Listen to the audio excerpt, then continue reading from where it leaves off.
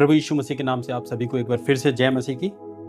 और आज के मनन के लिए हम हमारी बाइबल से निकालेंगे यूहन्ना रचित सुसमाचार और उसका 15 अध्याय और उसका 1 से लेकर हम उसको 7 पद तक पढ़ेंगे, 1 पद से लेकर 7 पद तक। और इसमें कुछ कुछ पदों में पढ़ने के बाद हम इसको मनन करेंगे। तो यहाँ पर पहली बात ये लिखी हुई है, प्रभु यीशु मसीह ने कहा, सच्ची दाखलता मैं हूँ और मेरा पिता किसान है। जो डाली मुझ में है और नहीं फलती उसे वह काट डालता है, और जो फलती है उसे वह छांटता है ताकि और फले।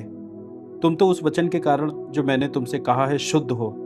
तुम मुझ में बने रहो और मैं तुम में। जैसे डाली यदि दाखलता में बनी ना रहे तो अपने आप से नहीं फल सकती, वैसे ही तुम भी यदि मुझ में बने ना रहे तो नहीं फल सकते।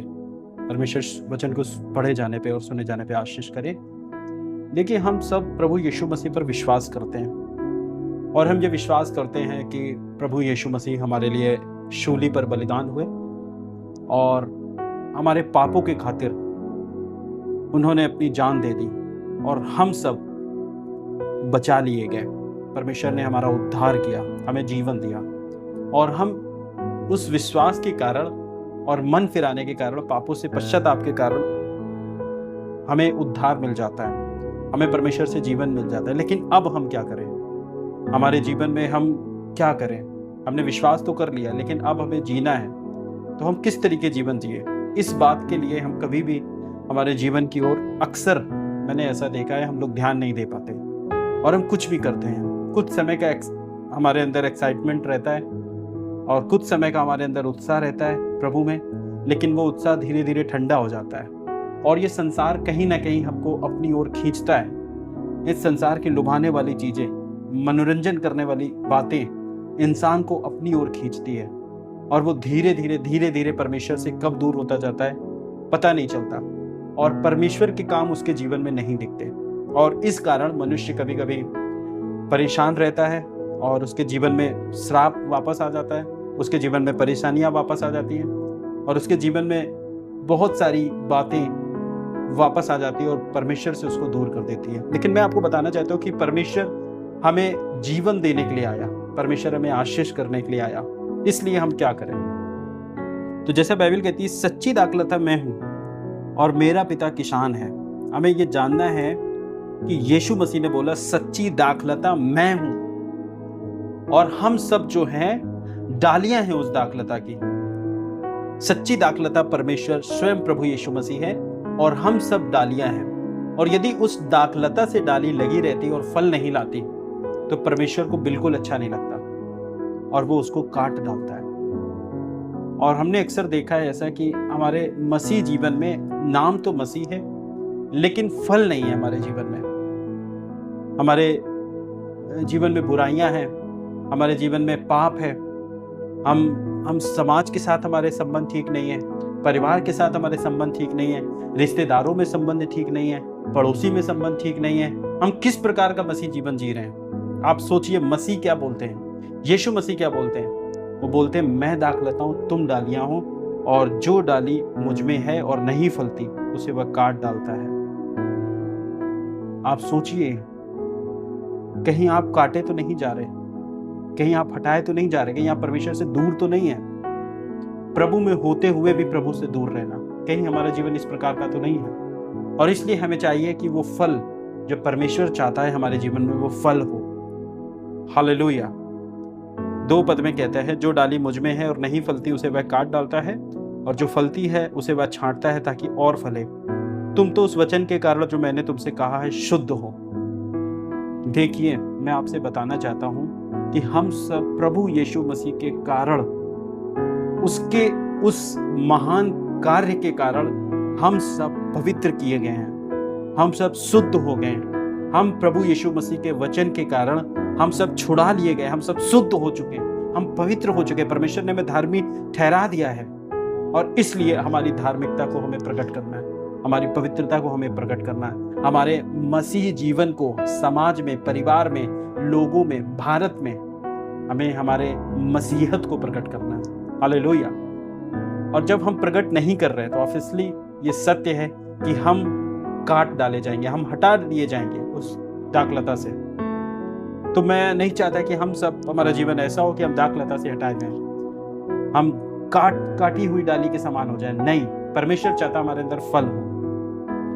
आगे यीशु मसीह ने कहा 4 पद, तुम मुझ में बने रहो और मैं तुम में। परमेश्वर चाहता है कि हम मसीह में बने रहें, लेकिन हम चाहते हैं कि हम संसार में बने रहें। हम चाहते हैं हम फिल्मी थिएटर में जाकर बने रहें, बॉलीवुड सॉन्ग्स में बने रहें, हम संसार में घूमते रहें, मनोरंजन करते रहें, फिल्मी संगीत सुनते रहें। हम किस चीज में बने रहें? हम नशे में बने रहें, हम बुरी आदतों में बने रहें।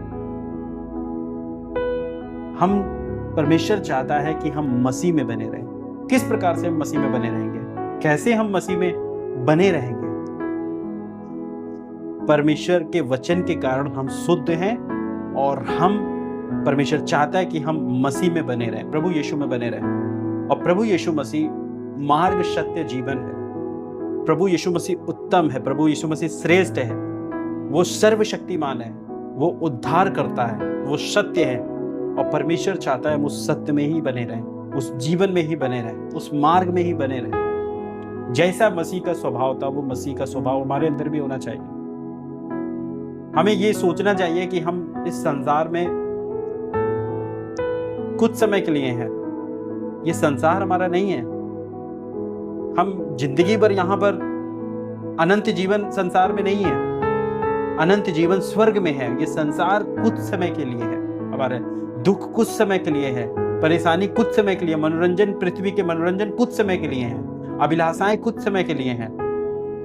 हम अपने जीवन में अपने जीवन को ध्यान दें और परखें और अपने जीवन को सही मार्ग में लेके आए। परमेश्वर चाहता है हम प्रभु में बने रहें और प्रभु मुझ में बने रहें। यीशु मसीह ने कहा 4 पद में, तुम मुझ में बने रहो और मैं तुम में। जैसे डाली यदि दाखलता में बनी ना रहे तो अपने आप से नहीं फल सकती, वैसे ही तुम भी यदि मुझ में बने ना रहे तो नहीं फल सकते। यीशु मसीह ने कहा यदि तुम मुझ में बने नहीं रहोगे तो नहीं फल सकते। हम कोई भी फल नहीं लेके आ पाएंगे, हम जीवन में कुछ नहीं कर सकते बिना यीशु के। आप सोचिए, आपने जिंदगी भर मसीह यीशु का नाम लिया लेकिन मर कर नरक चले गए, क्या फायदा?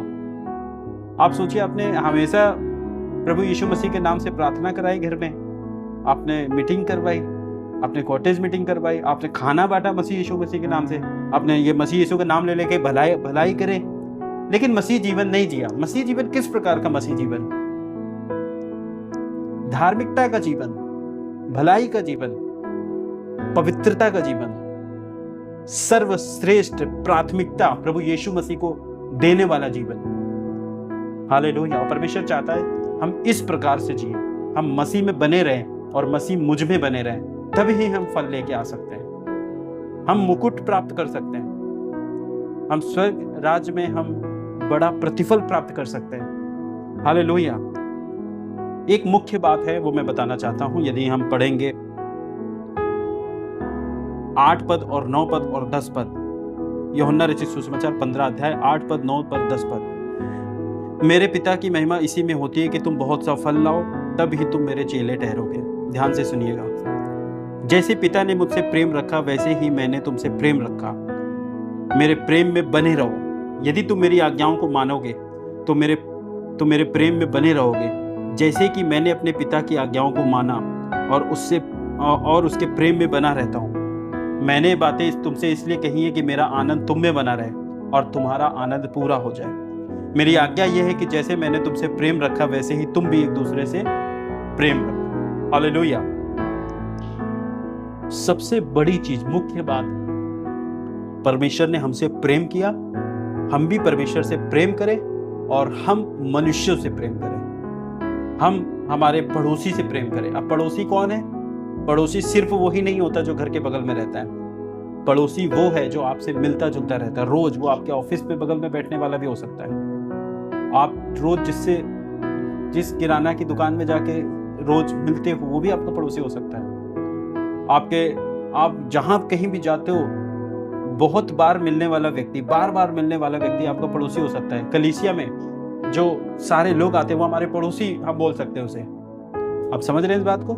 और अपने पड़ोसी से अपने समान प्रेम करो। इसका मतलब है हर एक व्यक्ति से प्रेम करो, आपके रिश्ते अच्छे हों, आपका जीवन पवित्र हो, आपका नाम सुनाम हो लोगों में। ऐसा ना हो कि लोग आपको नाम लेकर बोले कह रहे फलाना व्यक्ति ये कैसा व्यक्ति था। ऐसा ना हो कि लोग आपके बारे में जब नाम ले तो ठट्टा उड़ाएं, या आपका नाम ले तो फिर आपके उनके हृदय में क्रोध आ जाए आपका नाम लेते ही। परंतु ऐसा नाम होना चाहिए जो सुनाम